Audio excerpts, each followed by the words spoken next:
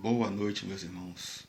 Que a graça e a paz do nosso Senhor Jesus Cristo esteja sobre sua vida, sua família e seu lar.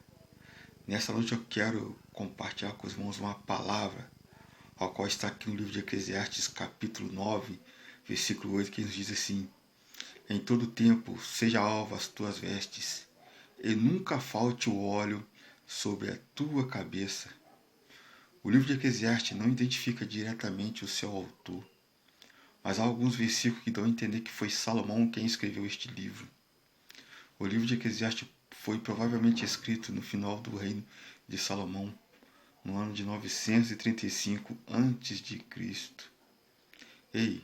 Em um só versículo, Salomão aborda simbolicamente as duas virtudes que nunca pode faltar na vida de um cristão. E quando falamos de vestes brancas, falamos de santidade, pureza, separação do pecado, porque ele escreveu: em todo tempo seja alva as tuas vestes, e nunca falte o óleo sobre a tua cabeça. Em nenhum momento da vida do crente pode sujar as vestes ou faltar o óleo sobre a cabeça.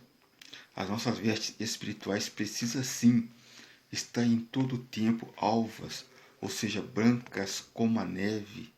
Ele não diz de vez em quando, não fala somente durante o dia ou a noite, mas ele nos fala em todo o tempo. Todo o tempo. O óleo também simboliza o derramar do Espírito Santo, o Espírito agindo na vida do crente. E também aponta para uma das grandes manifestações do Espírito Santo. O termo cabeça tem grande significado, pois é na cabeça que se encontra o governo do corpo do crente. Porque ele falou não derramar sobre as mãos, sobre os pés, sobre os braços, mas ele fala derramar sobre a cabeça.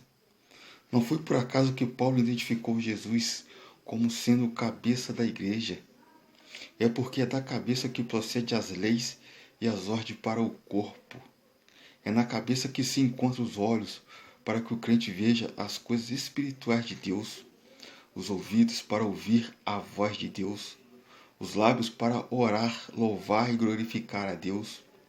O Espírito, quando entra, nos revela Cristo e nos convence de todo o mal, de todo o pecado. O Espírito, quando entra no homem, revela a cruz de Cristo.